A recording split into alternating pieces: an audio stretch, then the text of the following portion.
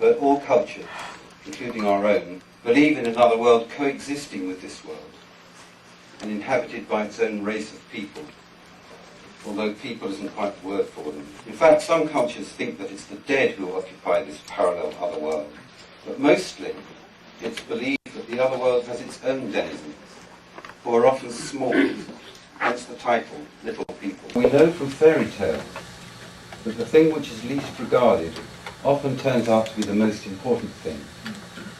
And it's all the easier to overlook the little people, because they usually are comical in appearance and easy to laugh at. The little people are 18 inches tall, perfectly proportioned, with hair that grows down to their heels. This is how two Cherokee women described the Yunwa Tsunsti, I had a go, who live a hidden life parallel to the Cherokee people of North Carolina.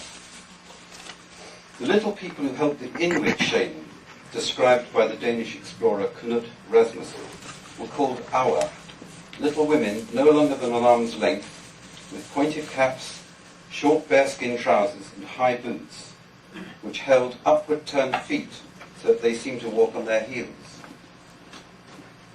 The little people of Ghana, in West Africa, are called Asamanokpai.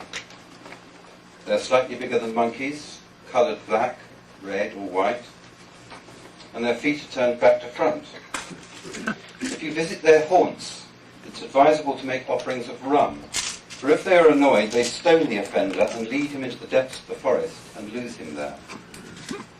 However, like the Awa, who is also the agent of the shaman's greatest enlightenment, the Asamanukpai may teach you all they know, squeezing into your eyes and ears and mouth the juice of a plant, which enables you thereafter to hear everyone's thoughts and to foresee all events. And closest to my heart, of course, are the Irish fairies, who don't like being called fairies and are referred to as the good people or the gentry, but who in Irish are called the Sidhe.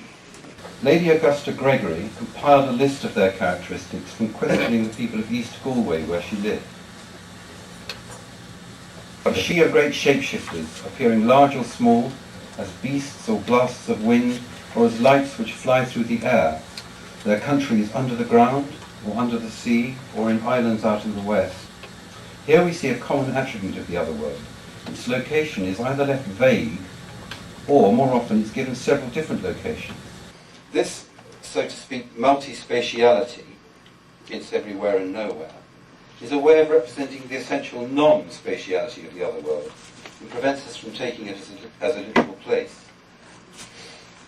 The chief activities of the Sidhe are fighting, playing, dancing, feasting, drinking, and making music that is more beautiful than any of this world. They'll help a man with his work, or even tell him where to find treasure.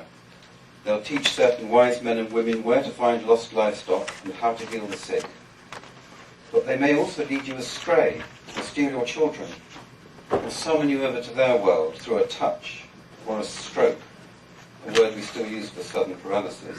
The Sidhe have been, like the angels, from before the making of the world. These sorts of beings then are known all over the world. In China they're called Kuei-shins, who variously inhabit hills and rocks, preside over land, live among the ancestors, and are omnipresent, usually visible, sometimes not, both material and immaterial. The jinns of the Arab world are composed of subtle fire, able to take on whatever shape they please. For the Romans, as for the Greeks, the little people were everywhere, genii loci, geniuses of the place, from the fauni of the woods to the lares and penates of farms and houses. The Hulda folk of Scandinavia were the same as the Anglo-Saxon elves, who inhabited most of Europe. And they were not so much little people as described as a tall, handsome race. Indeed, the Sidhe themselves were often described as larger than life, riding around the countryside in cavalcades, laughing, and with flashing silver eyes. That as a fairy once remarked to a man from County Sligo, "I am bigger than I appear to you now. We can make the old young, the big small, the small big." Neil Colton of Donegal was out berry picking with his female cousin when they heard the sound of music. Says he, "We hurried around the rocks and we saw 6 of the gentlefolk and they dancing. And when they saw us, a little woman, all in red, came running towards us, and she struck my cousin across the face with a green rush. Jesus, we ran for home as hard as we could. And when my cousin reached the house, she fell dead. Well, she didn't actually. She was later revived by the priest. She had a nasty turn, I can tell you. The Greeks called the little people, or perhaps as it turns out the big people, daimones. And this is the general name I usually use for all fairy-like beings. I want to run quickly through the main attributes of daemons, because these are also crucial attributes of what I laughingly call the ground of reality itself. Firstly, daemons are ambiguous, even contradictory. They are, for example, both material and immaterial. That's why it's misleading to call them spirits, as anthropologists sometimes do, or usually do. They're not good or bad, but both, sometimes malevolent, sometimes benign, always tricky, at best mischievous, at worst life-threatening. There's no boundaries they don't cross. In fact, their second constant characteristic is that they are always marginal creatures, what anthropologists call liminal, from the Latin limen, a threshold. They commonly appear in liminal zones, such as bridges, crossroads, even staircases, whatever places are in between, whatever we designate a no man's land. Or else they appear at liminal times, at sunset or midnight, at Midsummer's Eve or Halloween, when this world is said to be more transparent to the other world. Daemons are always marginalized by official culture, whether of the churches or of science. And that's probably why paranormal research will never be accepted by mainstream science, although it longs to be respectable. Thirdly, daemons are highly elusive, fast-moving, appearing and disappearing in the twinkling of an eye.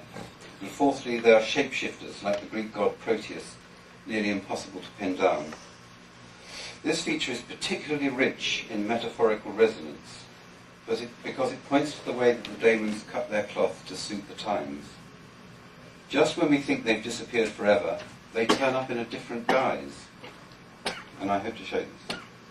At the same time, their shape-shifting reminds us that just when we think we've got a fix on reality and have settled something once and for all, we look again and find that the concept or formulation we are proudly holding up is an empty mask whose living daemon has already slipped away. Reality, the daemons seem to say, is better represented by concrete, personified images, like themselves, than by abstract and impersonal concepts. If we want to catch them, we can't use unambiguous logic or rationality. We have to use our own quickest, most highly coloured and shape-shifting faculty, the imagination. We should bear in mind too that daemons are just as apparently ridiculous as they are sublime, and ridiculousness is something that big religions and self-important sciences ignore in their versions of reality. The downfall of the daemons began with Christianity, which acknowledged them, but also took them literally, something no traditional or tribal culture does. Literalism, by definition, rules out ambiguity, and so the daemons were robbed of their contradictory shape-shifting nature, which makes them so mercurially rich in metaphors, and divided them up into unambiguous angels and devils. Then the literalism which Christianity had begun suddenly took a radical turn in the 17th century. There arose a completely new kind of consciousness, our own modern consciousness, in fact, and a worldview which simply found daemons incredible. It's almost impossible for us, except perhaps in moments of intense imaginative activity, to recreate what the old consciousness was like. Instead of being intimately connected to a world in which we participated, it was as if we had suddenly stepped back from it, so that we, as subjectivities, were separated from an objective world out there. Mind and world, which had formerly mirrored each other with such marvellous congruence, were now divided, and consciousness was ruled by reason, which coldly observed and dissected an outside world which it believed to be simply soulless and inert matter.